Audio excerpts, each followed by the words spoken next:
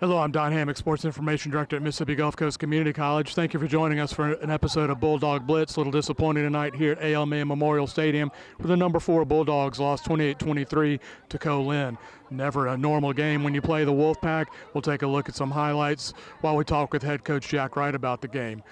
Next in the show, we'll introduce you to quarterback Eli Anderson by playing 10 questions.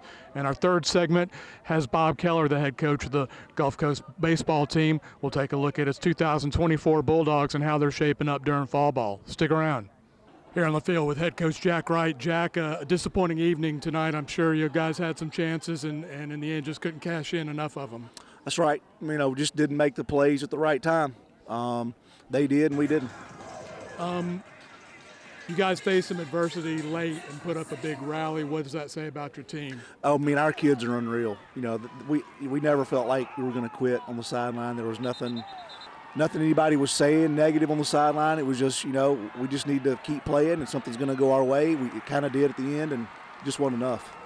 You guys outgained them 445 yards to 345 yards, so you were able to move the ball, but it looked like in the red zone a couple times, especially in the first half, you got a little bit stuck. Just kind of hard to explain. I want to go back and watch the film and see exactly what happened. Felt like we could move the ball on them, and we did. We should have gotten more points, for the offensive production. So we've got to go back and see, what's happening for us not to score and be able to capitalize. You guys ran for 283 yards. T-Train, Jamari Thompson goes out early, and I thought Trey Hall was tremendous tonight. Trey Hall's a great player, home run hitter. He's explosive. He's getting better and better and better. And so, not a surprise. He's had some really good days in practice. We've been seeing it over and over. We're going to have him going down the stretch. Had 2 long touchdown runs. We'll show you the highlights here on top of us talking about it. And then Kevin Larkins had a big pick 6 that really, got y'all back in the game. Y'all really needed a turnover at that point. We were down 2 scores and got the pick 6. But had been needing that, most of the game, and it came, as far as winning and losing, it came a little too late. What did you tell your team after the game? Don, the one thing about our approach is every week's a new week. Even after the wins, we come back and approach a new week on Sunday with a fresh start, fresh slate, fresh competition, and we're going to do the same thing Sunday. We got a really good team. We know we got a good team. The kids know they're good. We just got to play better. Got to go on the road to play East Central, and I know that can be a tough place to go and play. Anytime you go play on the road in the South, it's always tough. That they're going to be no different. So we've got our work cut out for us. We've got to get in tomorrow and start working on them. Thank you, Jack. Yes, sir. Thank you. Al Sandifer had the Hotel and Restaurant Supply big hit of the game with this sack. Since 1953, Hotel and Restaurant Supply has been supplying commercial food service equipment, related supplies, contract furniture, and custom fabrication. Go see their huge Gulfport location on John Hill Boulevard or check them out on the web at hnrsupply.com. Legacy isn't just about where you're from, it's about where you're going. So where are you going? I'm going Ole Miss. I'm going to make a difference. Just like my granddad. I'm going to make the bestseller list. And I'm going to help him get there. I'm going to win a championship. Again! I'm going to break the world record. I'm going to take the next step. I'm going to give back to my community. And our alma mater. I am the first in my family to graduate. Ole Miss. Build your legacy. At Mississippi Gulf Coast Community College, we wholeheartedly believe that it's never too late to make a change for the better. It's never too late to demand more out of life. And it's never too late for you to go big. That's why MGCCC offers over 50 different career and technical programs across 3 campuses. So go big, go Gulf Coast. Register today at mgccc.edu. Let's meet Bulldogs quarterback Eli Anderson.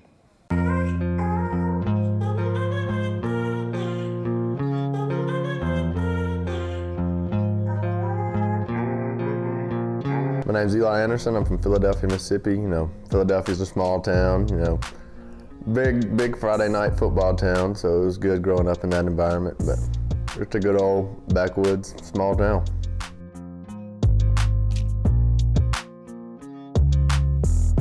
I started playing football in the 7th grade. My dad didn't want me playing Pee Wee or none of that. He wanted me to start playing football whenever school allowed it, so that's when I started. I loved it from the minute I've been in it. You know, my dad's a coach, so I've been around it for forever.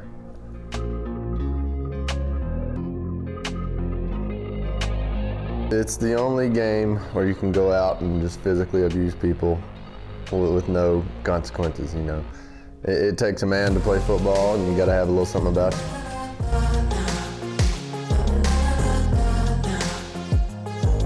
You know, Coach Wright, he's a great guy, man. He saw the opportunity to get me here and brought me in. I'll forever be thankful for Coach Wright for bringing me in here. I can't say enough nice things about him. He's more laid back, but he will get fiery at times, you know, when it's needed, but he just lays back and lets us play our game.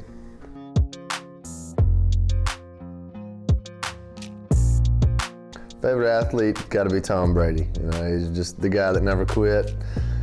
He never had all the athletic measures that everybody else had. He just got all of his off of hard work.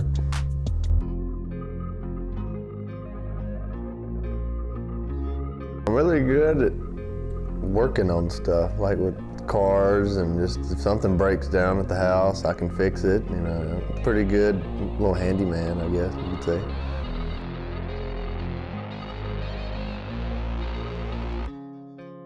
Favorite sports movie? Got to be Remember the Titans.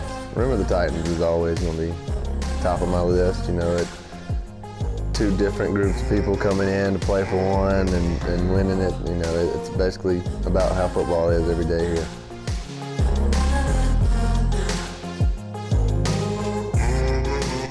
Definitely start off thanking God. You know, I wouldn't be nowhere without God. And then my mom and dad, my brother, of course, and all my family and friends just for supporting me throughout the whole way.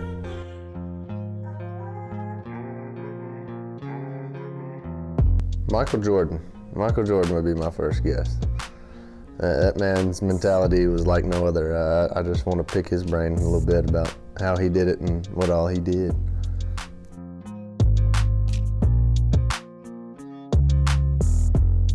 All right, so when I was 11, I opened all my presents and I had one more left.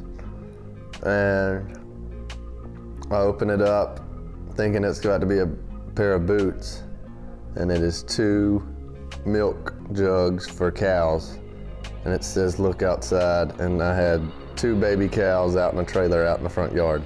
So that's got to be the top of my list for best Christmas present. At Mississippi Gulf Coast Community College, we wholeheartedly believe that it's never too late to make a change for the better. It's never too late to demand more out of life. And it's never too late for you to go big. That's why MGCCC caters to the needs of our non-traditional student body. So, go big. Go Gulf Coast. Register today at mgccc.edu. Gulf Coast baseball coach Bob Keller's Bulldogs are undertaking fall ball right now. We're going to talk with Coach Keller and take a look at his 2024 squad. We're really excited about this year's club.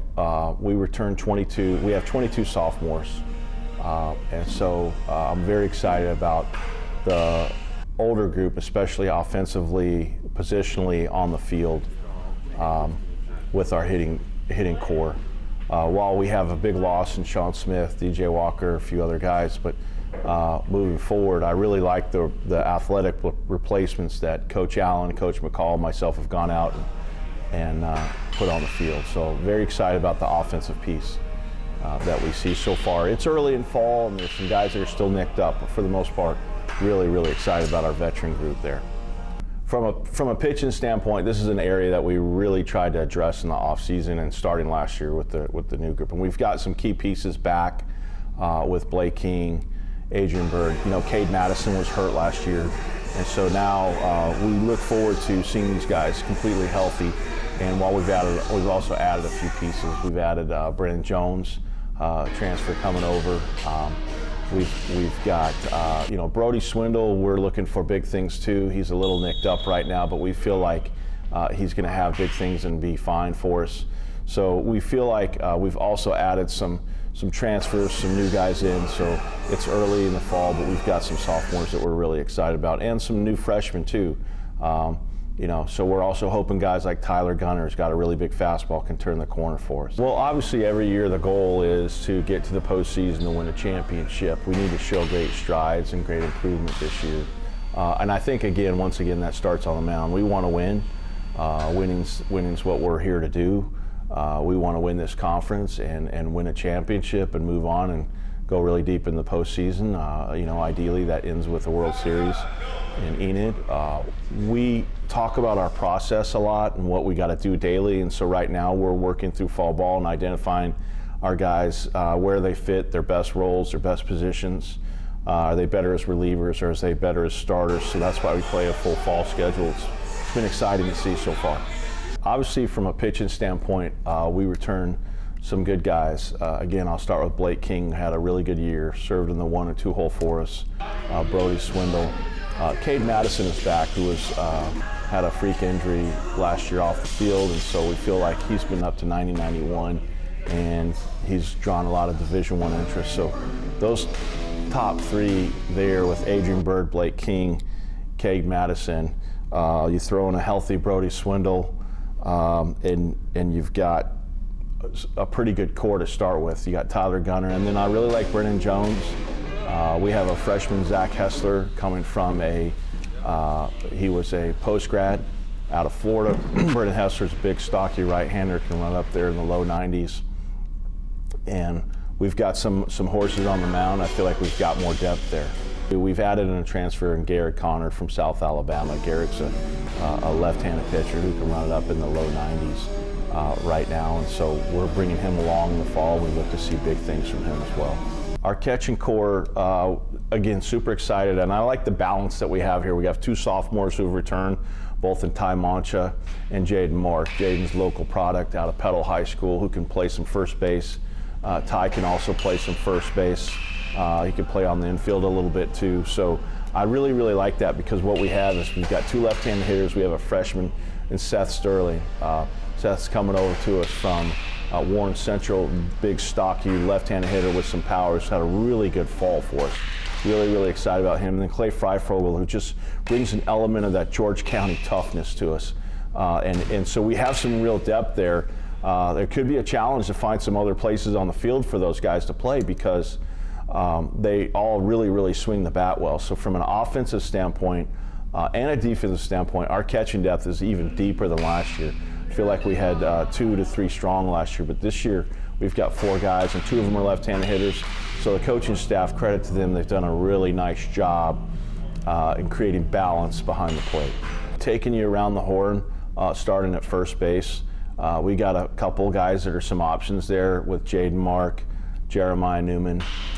We got a newcomer, Nick Gorsinski, and so we've got some options. Dawson Hall is coming to us as a freshman from Gulfport, has a nice left-handed swing.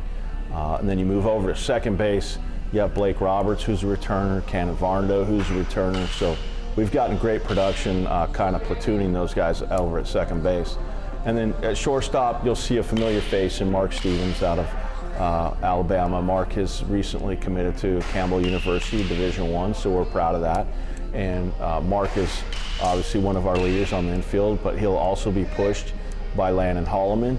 Landon's a local product out of Summerall High School, and he can really run and defend as well. And then on the corner, Charlie Keller, we're hoping to come back from his injury. He should be available starting about early January. So we look to see him right when the season starts, and then we can have Amari Williams over there, also can fill in and play some there for us, and has done a real nice job just being available, being ready, and filling in there. And also we have another player, one of our freshman dual players, Nick Hamby from D'Iberville. Nick is a pitcher. He's 88 to 90. He's at a velocity jump, but he can also play some third base for us as well. And if we need to put Ty Monch over there, we can do that. The good thing about Landon Holloman is he can play short, second, third. he can move around the diamond a little bit, and so that's also offers a piece of real versatility for us. So outfield play, as I stated earlier, we're really excited about our positional depth, and this is another area that we gained a lot of depth this year. Obviously, we have Charlie Olson returning, who can play center and left, and Nickel Thornton, who can play he's also a corner, right, center, left. He can play anywhere in the outfield, and they both run really well. What we've done is we've added an addition in Brandon Kane. Brandon Kane is out of Mobile, Alabama, who's recently committed to Oklahoma. Brandon is a two-way player for us, who's a true center fielder who can really run, but we also see him on the mound 88 to 92. So with Brandon, we've updated both with our positional depth at the plate and on the mound. So that's another guy that I failed to mention earlier with the pitchers that can really help us. He's got a real scooter out there in center field. And then we've also added Brant Dickerson. Brant's a local product out of East Central. We are real proud of his progress right now. And so I really like what we see in the outfield. We have some more athleticism than we've had in the past. And then you can throw in Tanner Ladner. Tanner has really had a great fall for us. He's had a lot of hits and is one of our leading hitters as a freshman out of Hancock High School. Super athletic, good swing from the right side, and can really run and throw.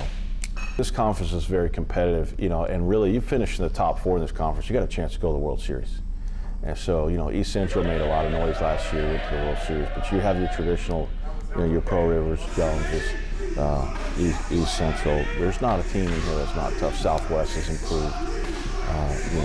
The list goes on and on, Northwest, East. It's a very good conference. It's a physical conference.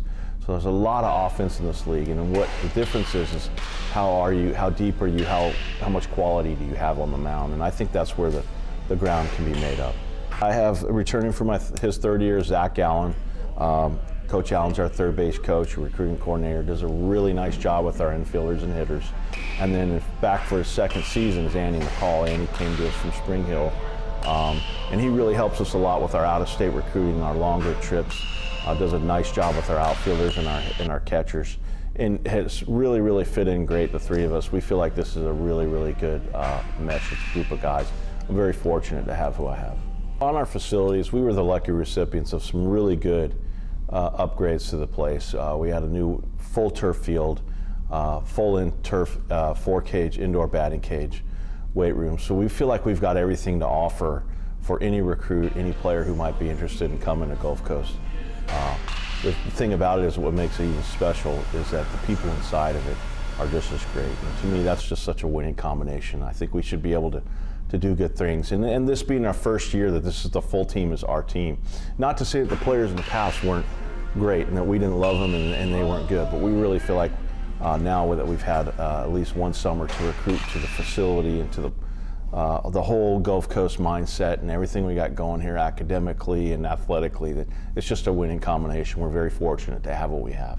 Thank you for joining us for another episode of Bulldog Blitz. We'll see you next week from the sideline in Decatur after the Bulldogs travel to play East Central.